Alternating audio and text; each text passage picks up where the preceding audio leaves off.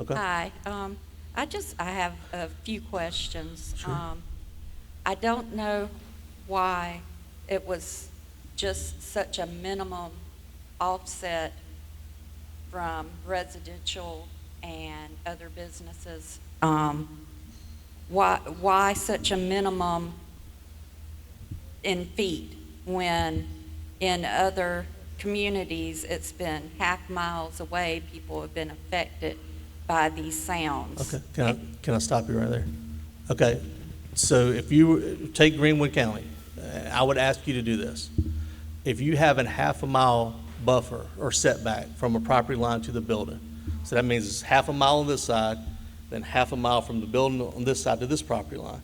So that means you have to have a mile of setbacks. I would ask you, what tract of land in Greenwood County could you have a mile setback in? Then maybe we shouldn't have it here. Well, then again, then your discussion is not what the setback should be. Your discussion should be we shouldn't have them at all. No, I don't. And that's a whole different discussion. I don't want people affected by health problems. Neither do we. But again, to say, I think the setbacks are inadequate, and then we say, okay, well, the setbacks you want would make sure they can't physically come at all. That's a different discussion. I mean, 100 to 200 was just, it's just inadequate. Okay. And then again, I ask you what is adequate? The low frequency, decibels does not cover the low frequencies that are going to be, this is going to be a steady hum. Look at the health problems that has caused in neighboring people and the property value around these data centers. They just automatically lose any value to their property. And what are the tax breaks that are going to be given? We're nowhere near that point. This is shoring up a hole in our text amendment. This is not negotiating with a certain company to come or not come. That's down the line. That's coming in the future. Because that affects what we're going to get. Sure. Through this, at the meeting, this hypothetical thing that was said. Sure. How much would Greenwood get? Right. But then it was said it wouldn't happen right away, and then it depends on all these factors. Well, if there's tax breaks, then we're not going to be getting that right away. Correct. And also, I have a question. Is there anything in the ordinance that says it has to be a closed loop, and what type of closed loop? No. Why not? I think that's a question that we should be looking at.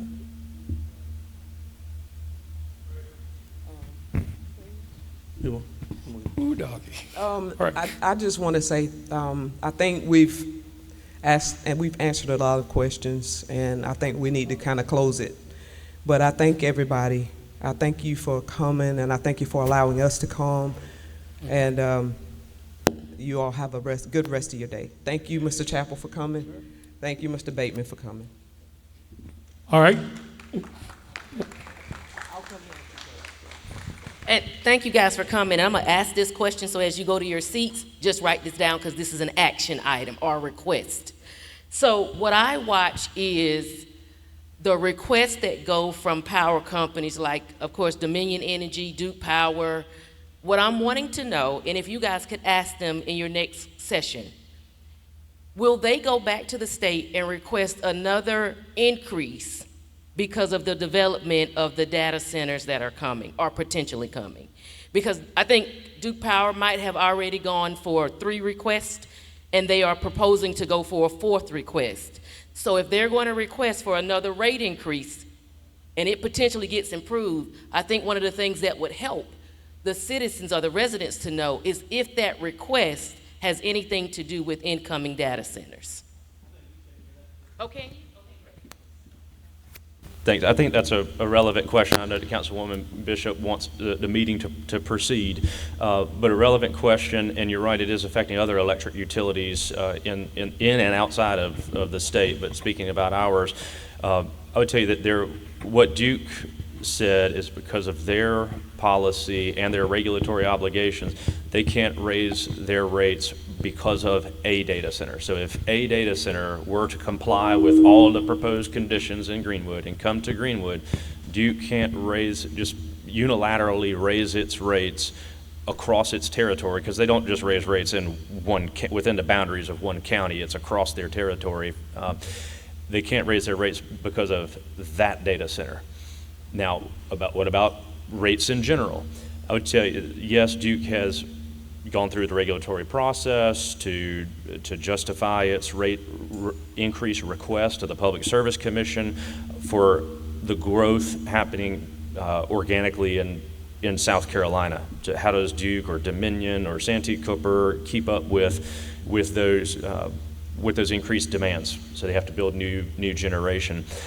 That's happening from residential, commercial, and industrial. And Duke says, yes, data centers have come into their system.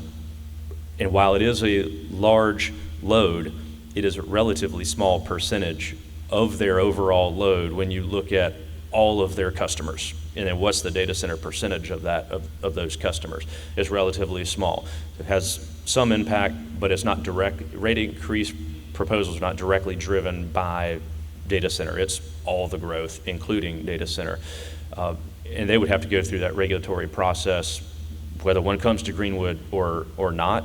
And I would tell you that it's important for Greenwood to harness the opportunity, to lay the ground rules so that Greenwood can benefit, but not at the expense of future generations, and not watch an economic opportunity bypass us and then go into communities around us and they're receiving the economic benefits. And if there are electric rate increases approved by the regulatory body, it's still going to affect electric rates in Greenwood, whether we have a data center or not, but then we would not have any of the economic benefit that some of our neighbors would have had. And there was just a general point from some others to finish up about the preparations that Greenwood is making by taking these proactive planning measures. And I would tell you that we are, even being where we are in second reading, we are preparing ourselves in a way that other communities in South Carolina have not.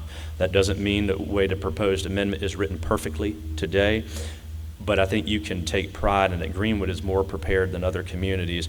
Newberry County, y'all are reading the news, you're seeing where these are being contemplated in other places. Newberry County had a project up for approval, not a proposed amendment to their planning documents, but an actual project. And Newberry asked us for our proposed conditions. What type of conditions is Greenwood looking at putting in? We Newberry might need some conditions. In Aiken County, where Meta is under construction, they have a different kind of zoning, so it's not a direct comparison, but their zoning doesn't specifically address data centers. In Dorchester County, we've referenced Google. Google's campuses in Dorchester County are going in industrially zoned areas, but Dorchester County's zoning documents do not specifically address data centers. So we have looked at communities that do specifically address data centers in formulating this proposed zoning amendment. Where do the communities have these, and then picking elements of those that are right for Greenwood. So I think we're ahead of the curve, and there's more work to do.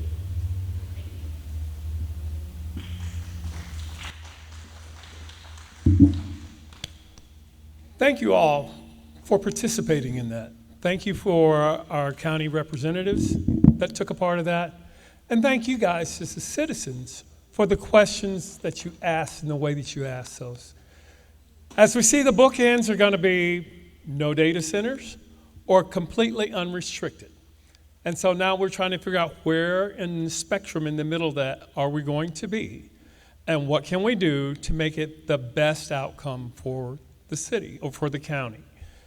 There's economic development and there's opportunity cost when the opportunity moves past us and into our neighbors. So as your council members, they have to weigh all of that. That's why elections are important. Not only who you vote for on the council when they pass these ordinances and everything else, but listen to a lot of what they said. The backstops that say, okay, here's how we prevent the abuses in the future, comes up to these public service commissions. How often do we pay attention to who's running for these public service commissions or who's being appointed for those? We get wrapped around the axle with the presidential election, that's important. But these local elections are even more important as it affects our quality of life. So my reason for inviting them here today, and I've invited them to come back any month when we're having our meeting, is to have this kind of dialogue with you guys. Explain what they're thinking, explain how they're thinking, let you share with how it's landing and what you would like to see, and see if we can't come to a more collaborative solution to what's going on. So I applaud everybody for being a part of the process. I know we went long this morning. That was supposed to be a half-hour segment, but the interest was high, and I appreciate you for that.